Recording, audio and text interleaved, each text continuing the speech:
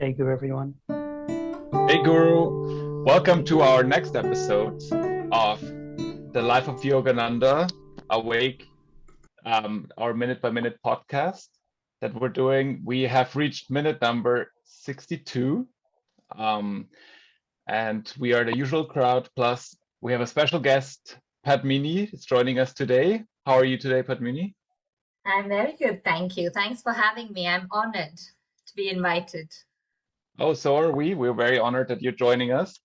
Do you want to tell? Uh, we met, most of us met Padmini at the London Center, but you want to tell us how you found out about Yogananda, your story, how you. Pad, Um, Padmini had yeah. has the brightest smile in the center, so I thought she's perfect material for this podcast. Great. Yes. Do you know what? I got to figure out how to watch the videos of your podcast because I've only been listening to you.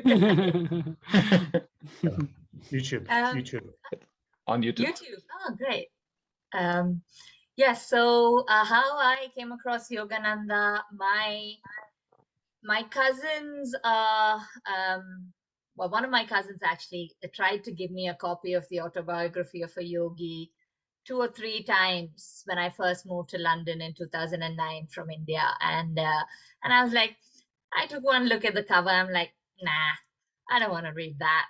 I just sort of moved on, and my life was all about having fun, partying, drinking, raving, drugs, all of it.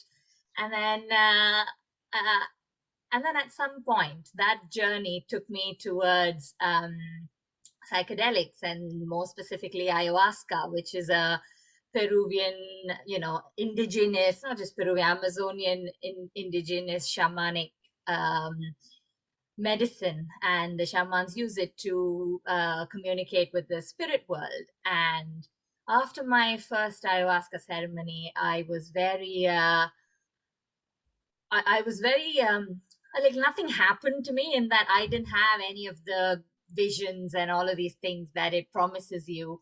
However, something fundamentally changed inside of me, and I started to really question life and the purpose of our existence and all this kind of stuff. And one day I just happened to see a picture that someone shared on Facebook, and it was a picture of the night sky and the tagline on that picture was, um, this is what the sky above you would look like if all the lights in your city were turned off.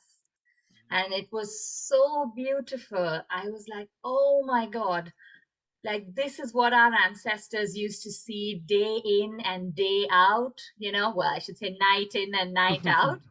And that's just what that was their connection to the universe. And at that point, I just had a realization that there must have been so much that our ancestors knew about us and about our connection to life and the planet and the universe, that I was on a quest to understand the ancestral knowledge better. So I went back to my cousin and I'm like, what can I read? Can you tell me something about this? And he then gave me a book. It was not Autobiography of a Yogi. It was The Divine Romance. Mhm. And that book changed my life. Like, every single chapter, every single paragraph in that book, I had to stop reading and just really, like, absorb. And it was the complete turning point. From that point on, I gave up drinking, I gave up smoking, I gave up drugs, I gave up all sorts of other um, you know indulgences, let me put it that way.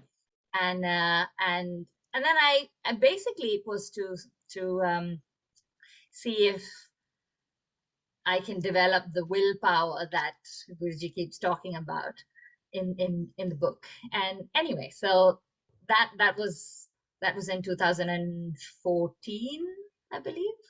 And I've Googled the center when I read in the book about meditating as a group, and then I came by to the center one day, and I was just, it just took my breath away. you know, when you walk into that space, just how peaceful and beautiful and loving it all is. Yeah, I'm gonna cry.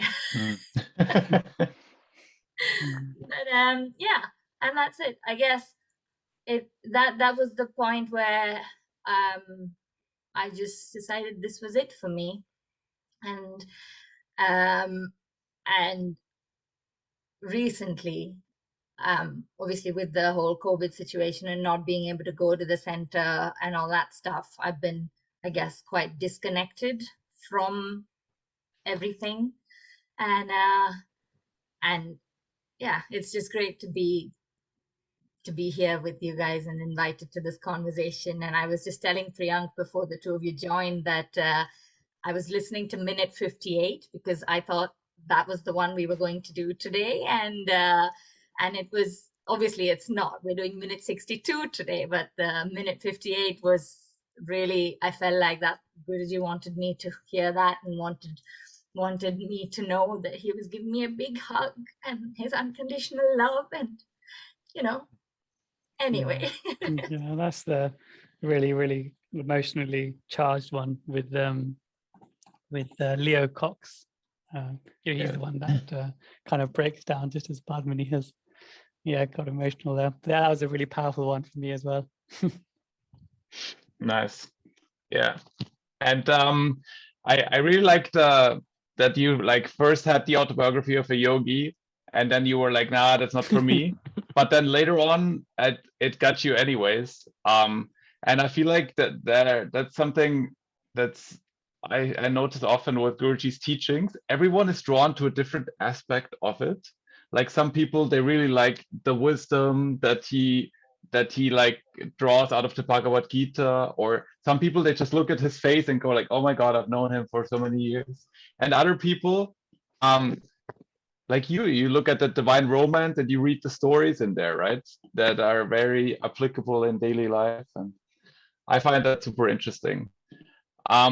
The other thing that I was gonna ask you is, when was the first time you've seen the Awake movie, and did that make any impression on you when you watched it? The first time I saw it actually was when the London Centre did a screening of it. I can't remember when that was, a few years ago, I guess. And it was very, it was fascinating because of what I got. I mean, I kind of felt, and especially because, you know, in preparation for this, I rewatched it. And I was just like, Guruji knew that this was going to happen. I mean, he knew that, you know, you guys were going to do this podcast, and he knew about the way, he just knew. And, you know, everything, all of those, the bits of video footage that's just like back in the 30s, and, you know, like, who does that, you know? But he just knew, he had it all planned out. And yeah, that was what really struck me about it, actually, how convenient that we had all that footage, that, you know, that he had made sure to keep all that for us. That was a big thing. I think you're right about that. Definitely that he always insisted on taking extensive video footage and pictures on everything he did. I read that part of the autobiography recently, which is also relevant now, where he went to India. And he went to India, he brought his Ford, of course, which wasn't super common in those days. And he brought camera equipment. He brought a video camera in like 1935, straight from Hollywood, right? And then he goes to remote villages, goes to see people like Giri Bala, who lives in places which is hundreds of miles away from the next paved road, right? And takes a fort there, and then takes pictures of her, and amazing. Yeah, he definitely, there was definitely a lot of foresight in how he conducted himself in America and also in India. I and have totally you guys agree. noticed how every minute is like, you know, a real like chapter unto itself. I mean, you obviously have noticed it because you've been talking about it for, 58, whatever, 61 episodes, but it's just all so perfect. Yeah, they've done a good job, haven't they? The guys and I were talking about the scenes that they've included in this, and just as you say, Padmini, that they were captured, these scenes. Guruji was captured in motion and, sort of smiling in front of, he's showing his emotions. And for me, it really helps me go that bit deeper in relating and connecting to Guruji and that emotional connection when you see him in the person, as much as, but, we can see that in every day in this documentary. It's amazing, isn't it? Yeah. And some of it's like so dramatic, like the footage of him as he says he's going to Mexico with a heavy head. It's like he's on a boat, and it's like so like cinematographic. It's just beautifully done. And what a blessing to have been able to capture Sri Yukteswarji on the footage as well. Yeah, very special. Yeah, very special. And another person that he captured on video is Anandamayi Ma, who is a great saint of India of the time, whom he visited. And minute 62 starts out with pictures of him and her and a lot of disciples in the background. And I feel like, yeah, if it wasn't for Yogananda, I'm not sure if any other video footage exists of her. At least not of that time. Yeah, not of that type. Yeah, because she's got a very different feel. Her more recent videos of her are very different to when this. Well, I can't remember how old she must have been in this video, in this picture. 35 years old. 35, yeah. So yeah. Wow, she looks so young and so she does, energetic and youthful and beautiful. Yeah, she actually lived a long life. She lived until 1982. So there must be other footage of her from later on. But from her meeting with Guruji, that is probably unique. And then should we start out by reading some parts of the autobiography, of that part where those two encounter? Yeah, just quickly. The script doesn't really follow much the images, because like the script talks about his disciples in Mount Washington and how he doesn't really want to go back and he'd rather stay where Krishna sat in the banks of the Jamuna River. So yeah, the script, we could do a whole episode on just the script, but the pictures themselves are obviously quite powerful. So there's two elements of the minute we should focus on. Yes. Yeah, but let's start with Anandamayi Ma. Chris, do you want to read that first extract? Yes. Father, you have come. With these fervent words in Bengali, she put her arm around my neck and her head on my shoulder. Mr. Wright, to whom I had just remarked that I did not know the saint, was hugely enjoying this extraordinary demonstration of welcome. The eyes of the 100 Sheilas. I'm thinking Australian Sheila, which is blocking me on that one. Sorry about that. We're also fixed with some surprise on the affectionate tableau. Amazing. Two things that just strike me here is I keep forgetting how many saints Richard Wright has seen on his journey when he went to India. Yeah. He's seen Sri Yukteswar, he has seen Theresa Neumann, and he of course has seen Anandamayi Ma as well. That always just strikes me. And the other thing is this, Father, you have come. This is a bit similar to when he met Theresa Neumann, right? Like I feel like the saints, they kind of see each other for the first time, but they go like they have known each other forever. And she always addresses him as father as well, right? Which is probably like a very weird way of addressing Guruji. Yeah, Chris? Yeah, I think I recall Anandamayi, I could be wrong, remarking on how old she was, and did she say she was 1 year old or something like that, and referring to her soul, that she never really aged, that she's eternal. And there was something really beautiful, beautiful remark like that. I think it may have been Anandamayi.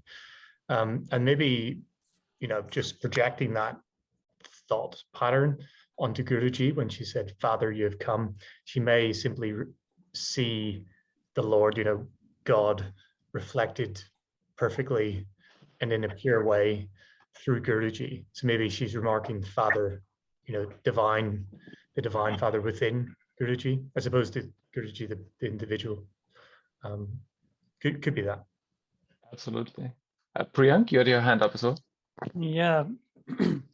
Father, when she refers to him as father, it really stirs my soul. I remember reading this in the autobiography, and it's such a simple language that oh, father.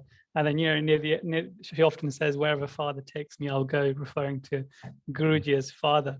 It's such simple and childlike English from a 35-year-old woman. It just really moved me every time I read that father. I can't explain why, but it really resonated with me. And her childlike nature was quite something as well, because there's a very famous picture of Anandamayi Ma and Yogananda, where Anandamayi Ma has just got her she's kind of got her hands, and her neck is kind of on Guruji, and her head is on Guruji, and it's like, this is unheard of, especially in those days, for a 35-year-old woman to like kind of just go all out in her physical affection towards another man. I know it's a guru, but still it's uncanny. So, but she obviously has no identification of, first of all, how old she is, as Chris said, and B, that she's a woman and this is a man. She's obviously, her consciousness is above that. But it would have been very strange. It would have been a very strange thing to witness if they weren't her devotees that were near her, but a random group of Indians, perhaps. Yeah, absolutely. Yeah, I mean, the thing that, again, like, Guruji is always so humble in the autobiography. But like when we talked about Guruji meeting Master Mahashaya, who was also an absolute rock star at the time, so was she, right? So it wasn't like he met those kind of people randomly. He met like the biggest spiritual leaders of the time, right? And they all revered each other a lot. We also talked about Gandhi earlier, right? So there is definitely a big homecoming when Guruji comes to India in 1935, and all the big people, Tagore as well, right? They want to see Yogananda, and he's keen on meeting them, right? And a lot of them he initiates into Kriya Yoga. I don't think this is happening with or necessary with but anyways, there's definitely always this kind of vibe there, and there's so many chelas from both sides there. Should we continue reading the next section? Priyank, do you want to go? Sure. I had instantly seen that the saint was in a high state of samadhi. Oblivious to her outward garb as a woman, she knew herself as the changeless soul. From that plane, she was joyously greeting another devotee of God. She led me by the hand into her automobile. Anandamayi Ma, I am delaying your journey, I protested. Father, I am meeting you for the first time in this life after ages. She said, please do not leave yet. Some absolutely epic words there, isn't there? I'm meeting you for the first time in this life after ages, which obviously implies some past life acquaintance, which would also imply that she was realized in another lifetime, perhaps. Yes, and also it is a spark to create a whole lot of people's ideas, like who was she in her last life, and who was Guruji, and where did they meet, and what were they doing. Do you have any ideas, Mike?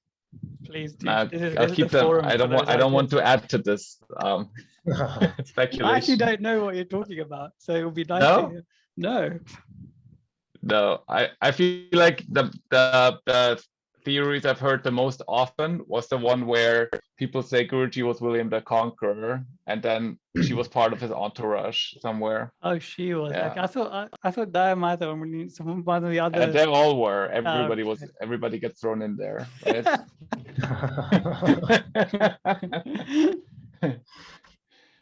Yeah, but it's great. I have no idea who or where they met before, but I loved her disregard for, like, I was born in this life, I'm a human body, no, I'm a soul, and we have met, like, she probably remembers all her all the times that they met in their past lives, right? Yeah. Padmini? Yeah, I was just gonna say that it doesn't matter who they were in their past lives, right? Because they don't really like identify with any of that. But at the same time, they're able to recall and relive all of it really at a moment's choosing, which is incredible. And I was just thinking about the sort of 35-year-old woman throwing herself on a man, and then suddenly it struck me as just as well she didn't go to America, because that would have stirred things up a bit more probably. That would have been amazing. Chris? Yeah, just whenever Yogananda was saying that he recognized that the saint was in a high state of samadhi, and that she was joyously greeting another devotee of God. Her name, Yogananda, translated as in Sanskrit as joy permeated in English. And this name was given to her. Yeah, this name was given to her by her devotees in the 1920s to describe her perpetual state of divine joy. Just read that online. So yeah, he kind of clued into that pretty quickly. She's been in a divine state of joy for, what is it, 16 years straight by the looks of it. Since in the 1920s, she was given that title by her devotees. Yeah. I mean, you don't get a title like this by chance, right? So I'm guessing being in her presence must have been a very uplifting experience, very joyful, and the whole idea of them meeting before, and the only thing that they should have done on top of that was catch up about their last lives, like why did you leave so early or something. Like maybe we'll see that. Maybe we'll see that on the Wikipedia page sometime soon. Yes. Early life, late life, past life. Yeah. That's what nobody ever does, right? No saint ever. I mean, they sometimes say like things like Jesus was Elijah in his past incarnation or something like this, right? But they never go like, okay, this is a map of my past incarnation, and that's what I've done. Yeah. I'm gonna continue on reading from the Autobiography of a Yogi. It goes, we sat together in the rear seats of the car. The blissful mother soon entered the immobile ecstatic state. Her beautiful eyes glanced heavenward, and half opened became stilled, gazing into the near far inner Elysium. The disciples chanted gently, victory to Mother Divine, victory to Mother Divine, Jai Ma. Amazing. Yeah, we say Jai Ma a lot, right? But spelling it out like victory to Mother Divine just also adds something. Yeah, and I'm glad. I don't know, like, how would you guys react if, like, you sit next to somebody and suddenly they go into samadhi next to you, they'll leave, they'll leave their body. I'm sure Guruji was used to this kind of stuff and he could handle it very well. But if somebody leaves their body next to me and they become cold and like motionless, I would be like awkward. But I'd start meditating, try and imbibe some yes, yes, get into the vibe. Imbibe Exactly. some of that goodness. Yeah, take the hint, Michael. Yeah. I would be totally overwhelmed and like at their feet probably. Yeah. I think unless you were really attuned in, like Guruji was, you would always have that question mark of like, are they okay? And Guruji, he did this before, right? Where he entered into more meditative state before meeting with certain people, and he could see quite clearly that they were already in certain meditative states themselves. So he would have attuned himself appropriately to be able to really see what was going on. But he also says, things like if you're practicing some meditative process, on a train or where, on transit or something, you don't need to roll your eyes up to the top of your head and draw attention to yourself necessarily. I'm pretty sure that's maybe in the lessons, if I'm remembering correctly. So depending on your setting will certainly depend on how that's received. So even a slight meditative process, try not to draw too much attention to yourself, but I presume if you're going into a deep state of samadhi, you're probably going to be doing that in a relatively appropriate place. It's going to be difficult. On a train on the way to work. So you're saying to keep a low profile when you meditate in public? A little bit, yeah. Don't show off. Don't be like, oh yeah, I'm meditating here, guys. Yeah. Dripping with ecstasy, with everybody's hating their life going to their job that they don't want to. Put a sign next to yourself. I'm meditating. Don't disturb or something. Yeah. If found, please return to 3 days later. I will return to my body tomorrow, so please take care. Padmini? I was wondering if any of you guys have ever had the privilege of being in the presence of someone like this, or someone who's in these advanced states of samadhi.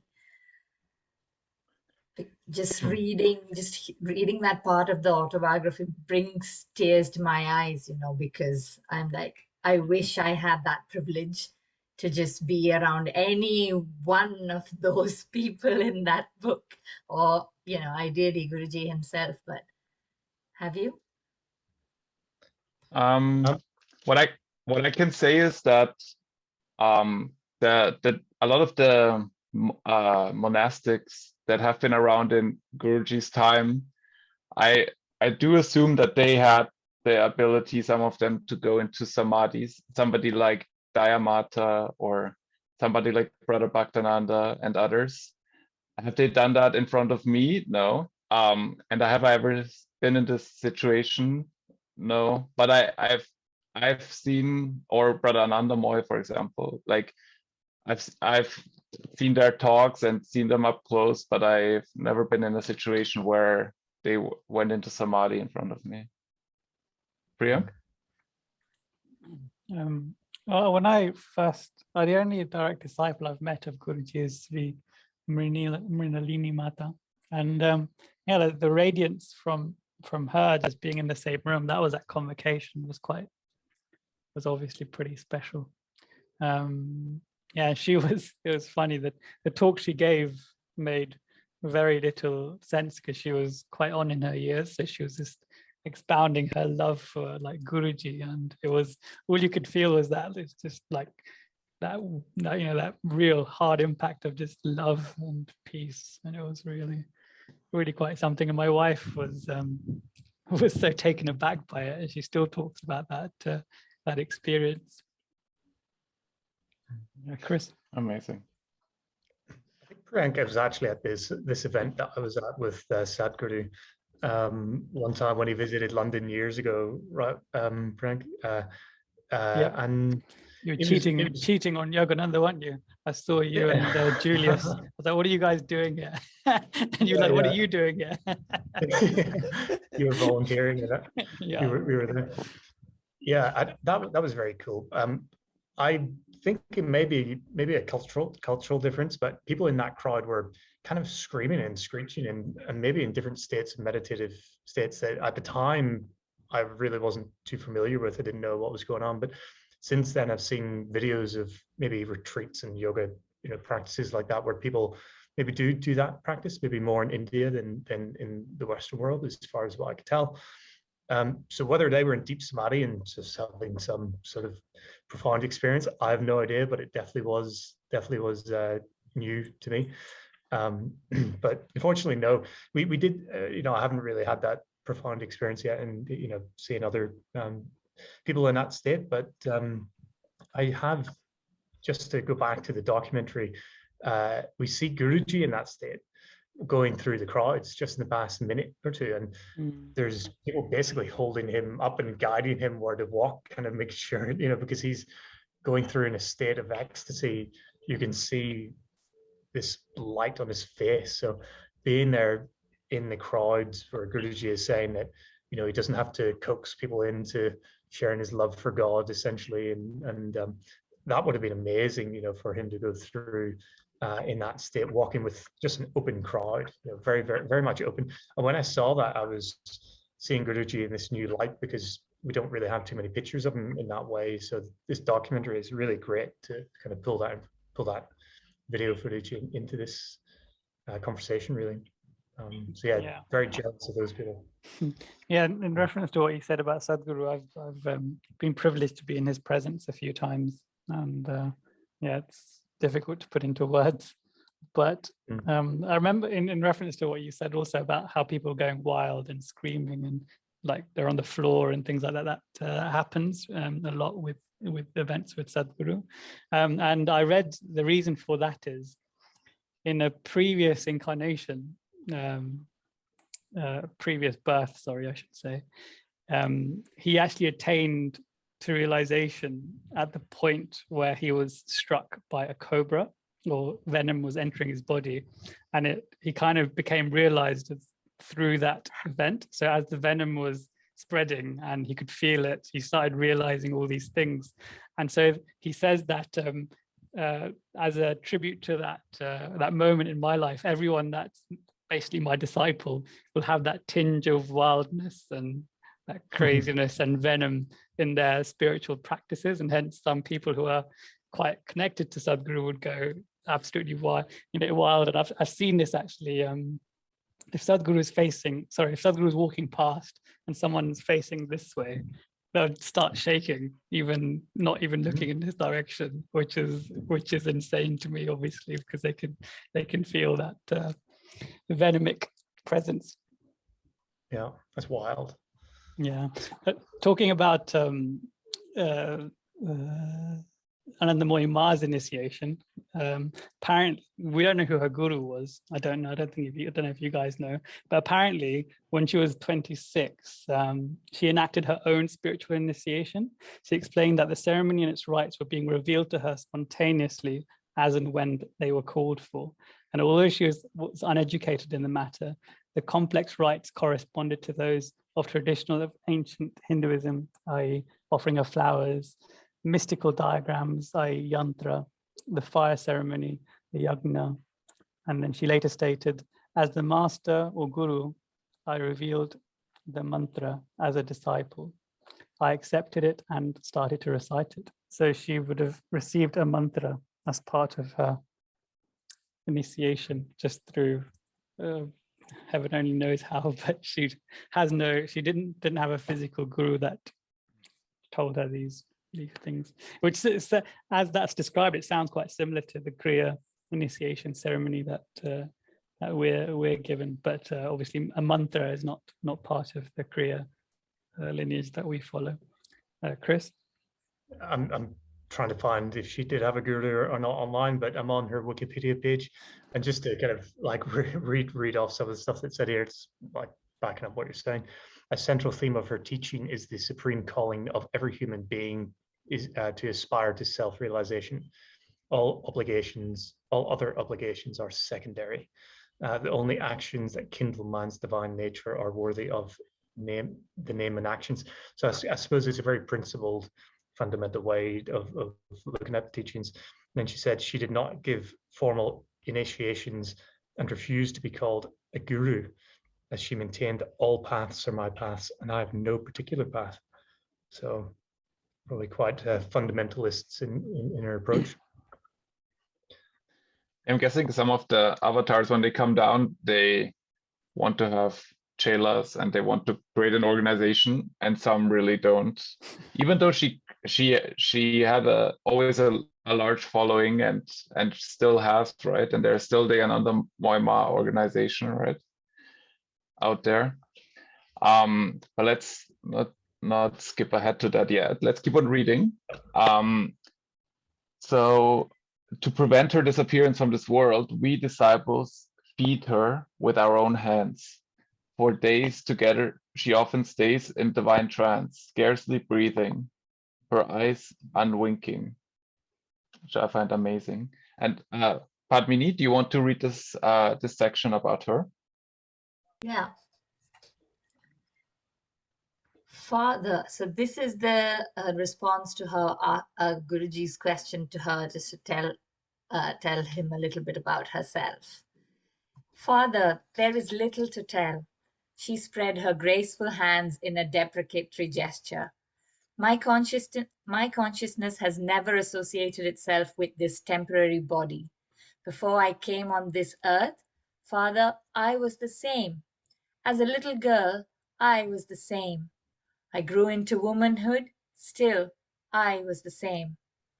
When the family in which I had been born made arrangements to have this body married, I was the same. And, Father, in front of you now, I am the same. Ever afterward, though the dance of creation change around me in the hall of eternity, I shall be the same. Anandamayi Ma sank into a deep meditative state. Her form was statue still.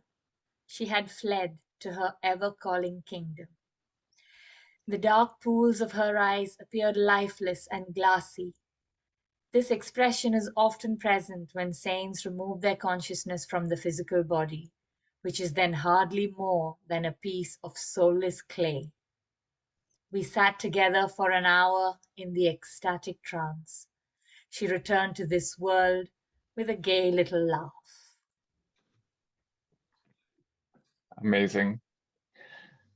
I wonder what's going on between the saints when they are both in trance next to each other. If their souls then talk to each other in some kind of way, then Dance some together.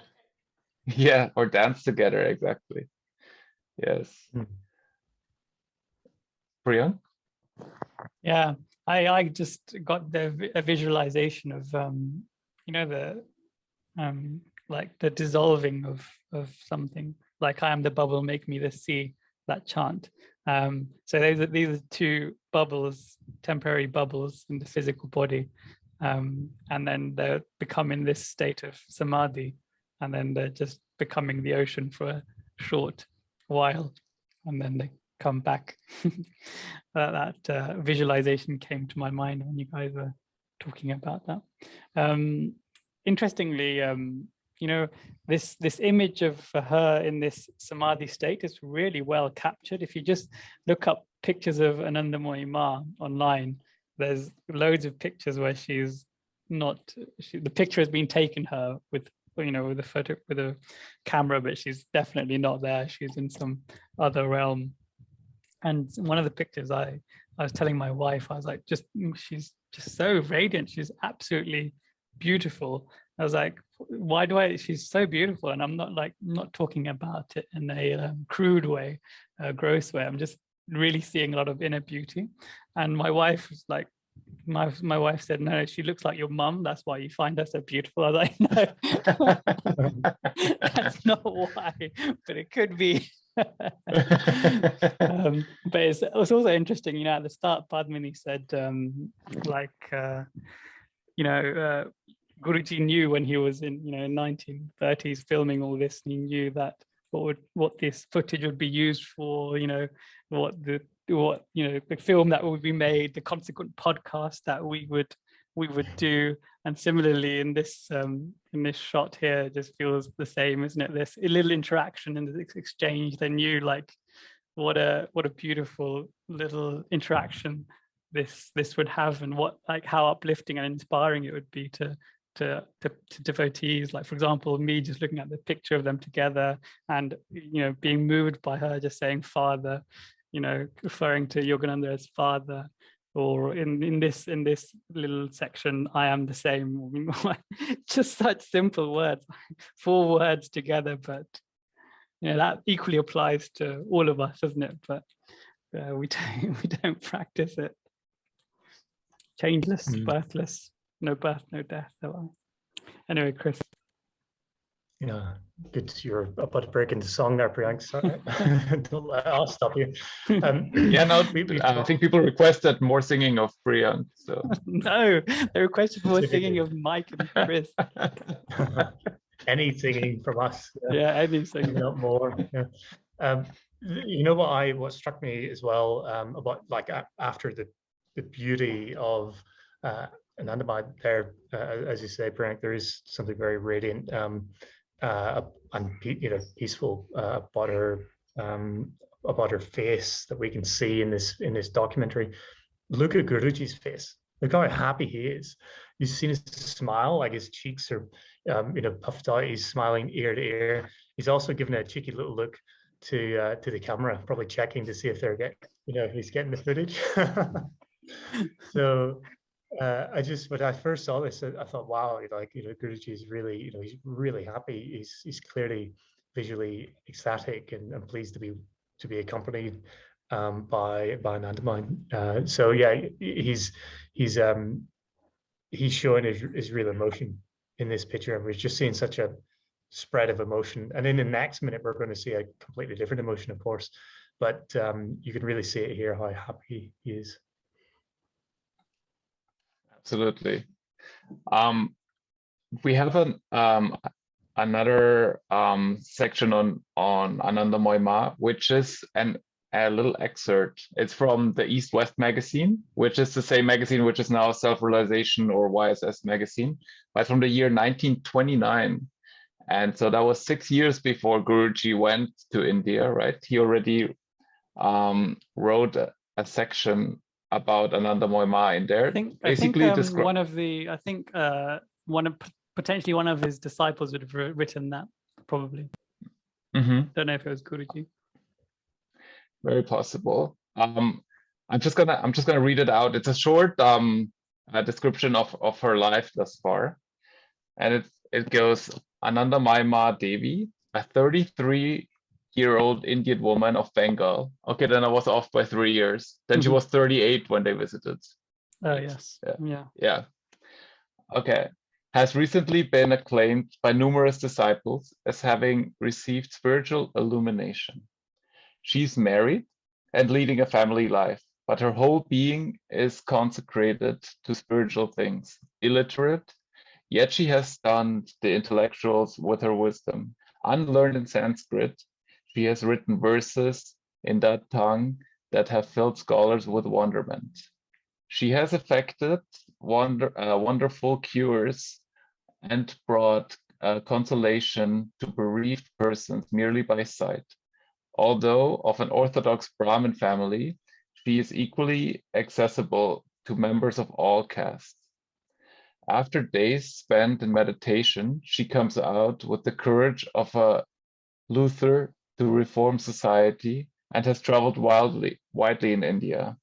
As America is the land of scientific miracles, so has India been, since the dawn of history, the land of spiritual miracles and saints whose devotion to the Lord has transcended all limitations of birth, education, and circumstance. Well, that's quite a raving endorsement, right?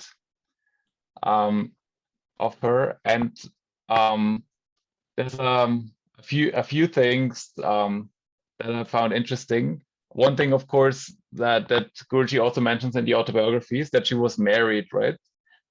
So even though she lives the completely renunciated life, she was married, and I think Guruji also mentions her husband took the vow of silence pretty early on in their marriage, right? So they wouldn't there wouldn't be any capacity to have like arguments or something like that.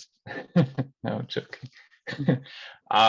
But they must have had a very spiritual marriage, and he was also, of course, a highly evolved spiritual person, and very impressive. Of course, that she mentions that she has no education. She comes from a Brahmin class and mixes with all the other castes. So very much someone who is like a bit like Gandhi, talking about how the caste system was a good thing for India back in the day, but right now it needs some reform. And so she is one of those people who also endorses that.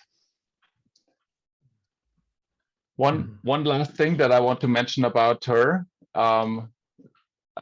is, I want to mention it mainly because I was in Hardwar and saw her ashram. So the last time Guruji sees her, he mentions in the Autobiography of a Yogi, he asks her if she wants to come with him to America.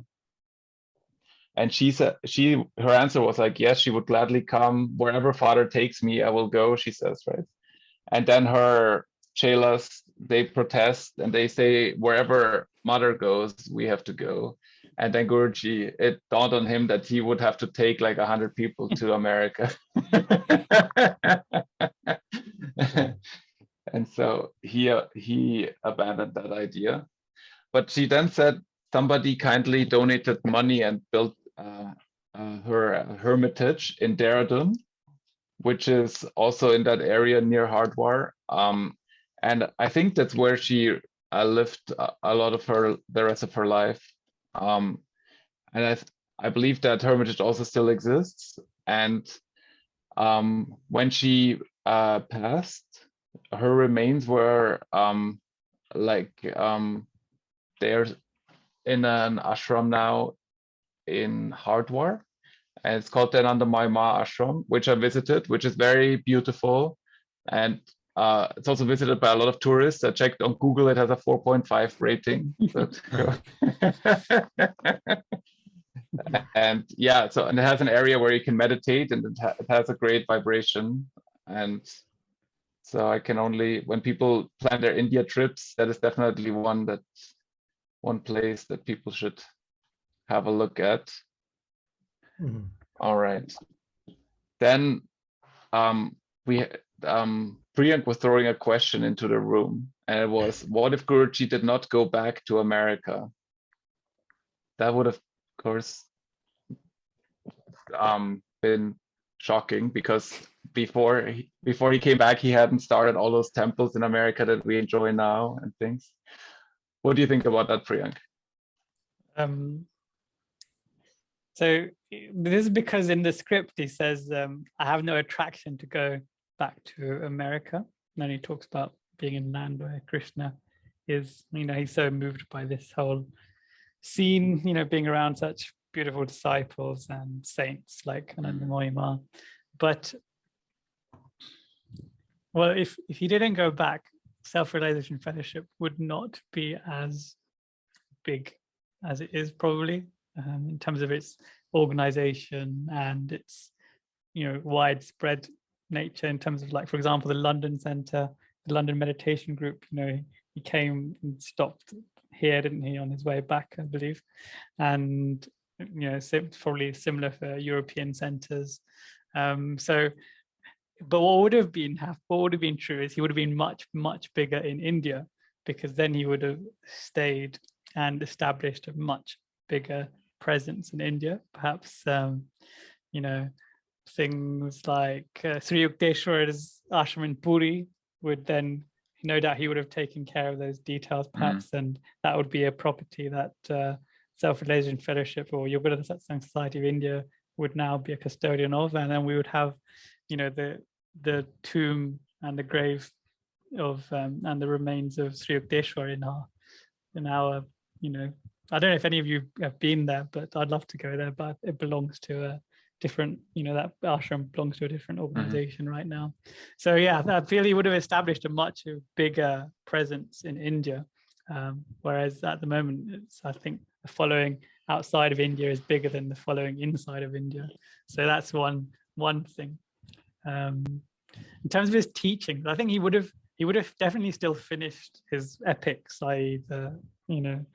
the God Talks with Arjuna. He would have certainly finished that, and perhaps he may have focused on some of the other incarnations of God in India, perhaps like a commentary on the Ramayana, which is a scripture that's equally as heavily discussed and debated in Indian circles as the Mahabharata and the Bhagavad Gita is. So that would have been a very good addition, I think, to SRF or YSS list of scripture.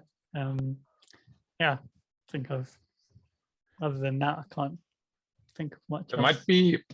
There might be still commentary of the Ramayana somewhere waiting to be released by SRF. That would be epic. But even if there was, I doubt it would be to the extent that God Talks with Arjuna is. Because in the lessons, especially in the old lessons, he talks about Ram a lot in little stories here and there.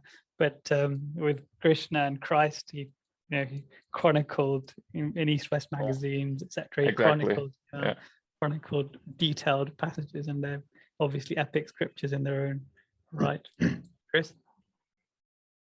Yeah, it really tells me that even for an avatar like Guruji, that doing the right thing isn't always what you want to do, but is what you need to do, as way of being a channel for something greater than yourself, really, in some ways. And I've heard something similar about Sadhguru, not to go back and harp on about Sadhguru in this time, we're talking about Guruji, but maybe it's relatable in some way, because I think he mentioned that if it wasn't for the need out there, he would have gone a long time ago, and he keeps himself here because of that need. And I think what he was saying was really that the cry, the crying of souls, and the need for the soul cries to be heard has to be manifested by the human being in some ways, right? In a very direct way through the Guru.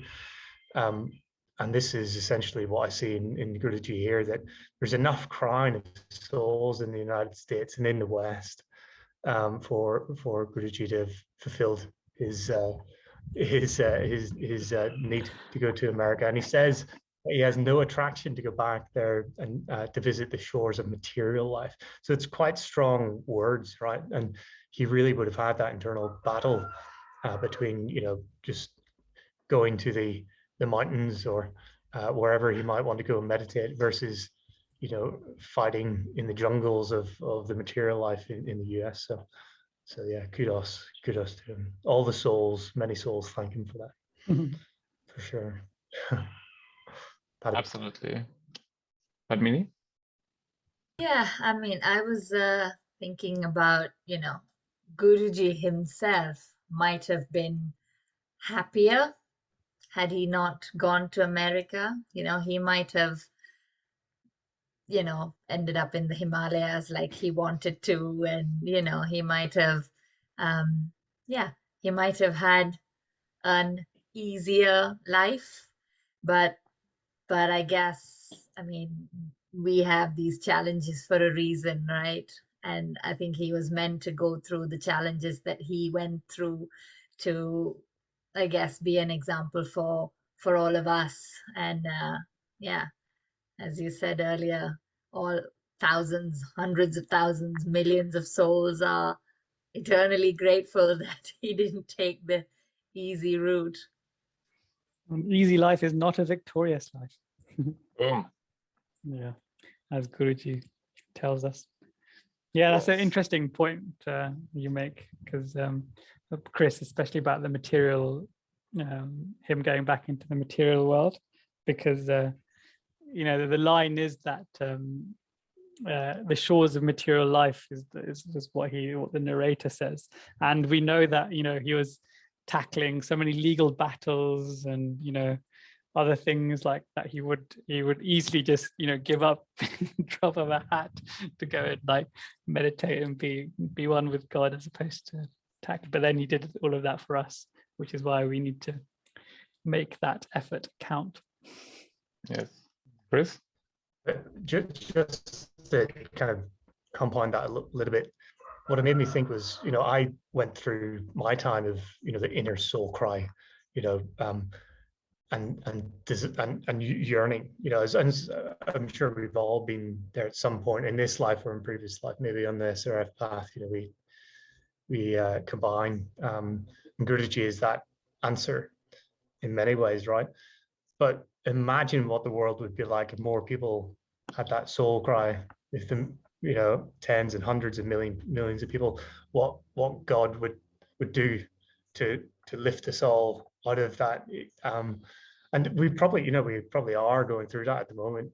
Look at the reach that many different followings are having. So we're going through that real shift. But you can imagine a world where 7 billion people, they're all thirsty to know God at the same time. It would be an amazing society to be a part of, wouldn't it? Like, what would be the answers you would be given, you know, as a nation, as a world? Be incredible. I love how you've been talking about crying and cries, and your roosters have been crying for your attention as you've been saying it, like loudly. I'm expecting one to come and fly into your head, to the side of your head at any given point. For me, it's just background noise. I don't even hear it anymore. But yeah, they're saying they agree. They agree with what's being said. Soul cry for sure. But yeah. Yeah, the roosters are also crying for spiritual guidance. From Chris.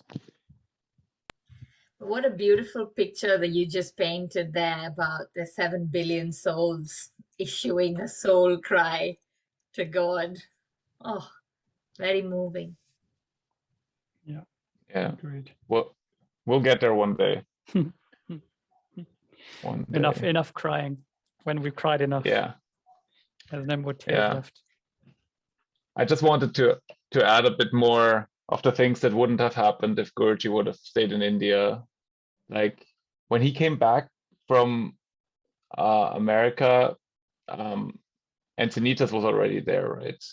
But it wasn't established as a temple, but there wouldn't have been no Hollywood temple. My beloved lake shrine would not be there. And I feel like a lot, and also the Autobiography of a Yogi was released in 1945, right?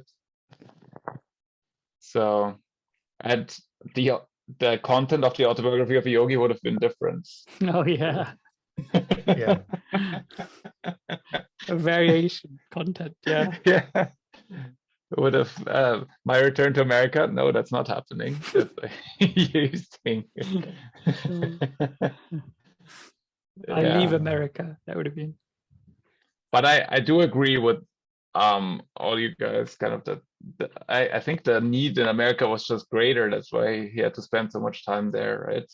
And establish it, really anchor his organization there. And India would come because India has always been the land of the saints, as he says. All right, so let's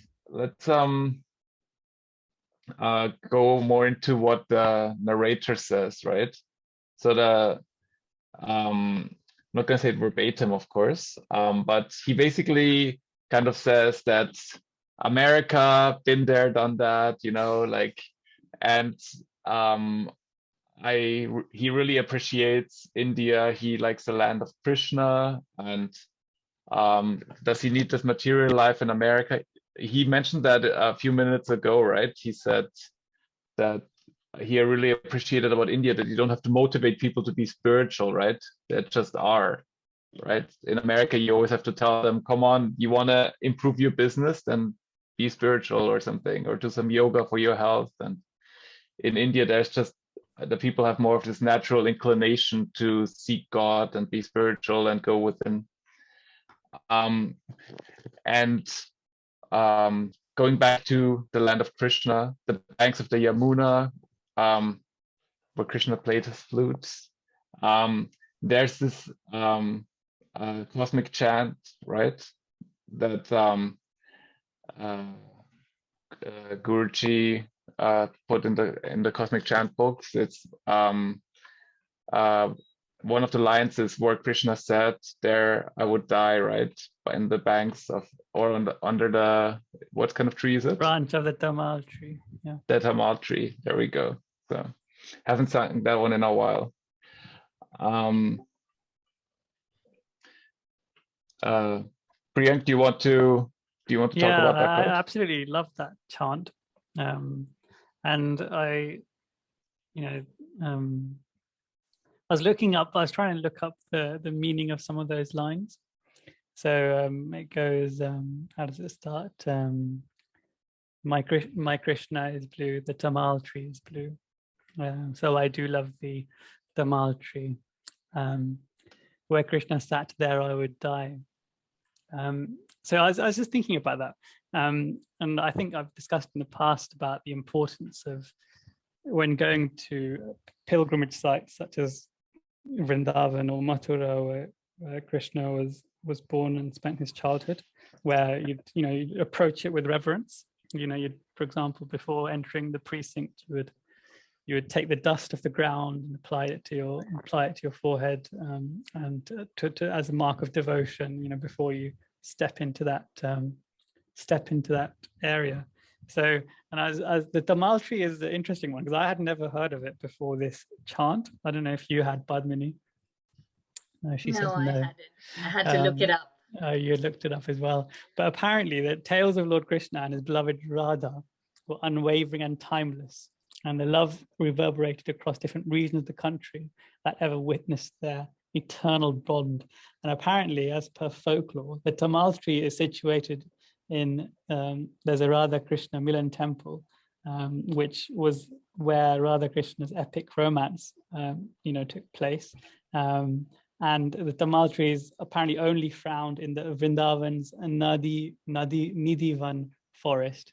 The twigs and the branches of the Tamal tree seem to intertwine on top of each other, symbolic of the intense connection between Radha and Krishna. Apparently, Radha used to embrace the tree in Krishna's absence. In the dark, she used to find a glimpse of Krishna in the tree. Pretty epic tree. I can see, because this kind of connection, everything in India, I feel like a lot of trees, a lot of cities, mountains, they all have like a meaning in some kind of like either in the Mahabharata or in the Ramayana or somewhere, right? And everything has like a holy kind of vibration. And I can see why Guruji wants to be in this kind of environment where everything is so much easier, rather than in America, where none of that exists, where he kind of has to kind of spread his teachings. But people are completely, all the concepts are new to them, meditation, going within, and it's not about money. And, that's, yeah. Padmini? The thing about this particular cosmic chant is that, it for me anyway, felt it quite like abstract. My Krishna is blue. Obviously, when you look at the paintings of Krishna, or you read the stories of Krishna is always like in blue, so that's fine. But then when the next line goes on to say that the Tamal tree is blue, it just leaves so much for you to sort of reflect upon. And what does Guruji mean by that, and how really Krishna is in every tree, and not just the Tamal tree, but like sometimes I'm walking in the park and I look at these trees and I just look at the leaves sort of moving in the wind, and I'm like, there's Krishna right there. It just leaves so much for your heart and your imagination to journey through when he says those words, and that I know that, you know, the chants are charged with whatever he was trying to charge them with, but for me, this particular chant is just the longingness to go back to that tree, go back to where Krishna was, go back to Jamuna, go back, you know, to that, go back home. And it kind of fits in really nicely with the question of what would have happened, you know, if Guruji didn't go back to America. He probably would have been on the branch of the Tamal tree, longing to be there the whole time he wasn't. The Tamal tree flower apparently flowers a shade of blue that is akin with Krishna. But Krishna apparently also means dark. Yeah. So that's one of the reasons probably why they paint him a different color, because perhaps he was darker than the other people in his community.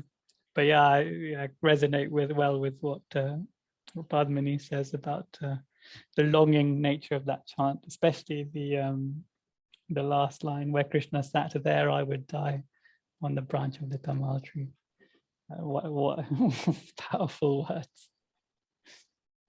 Yes, and he didn't mention any American trees there. So.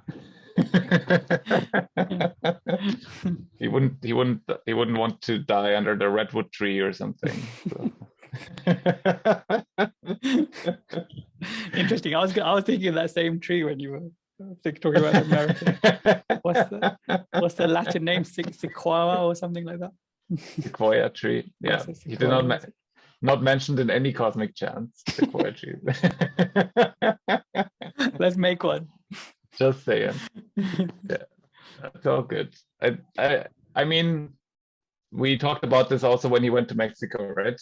That his longing was always to be with other saints, to be in the Himalayas, or to be somewhere with his chelas or with his kids in Ranchi, which is a good segue to some of the pictures that we see out there. So we see, of course, that picture of Guruji and Anandamayi Ma. We've talked about this a little bit, how happy Guruji looks there.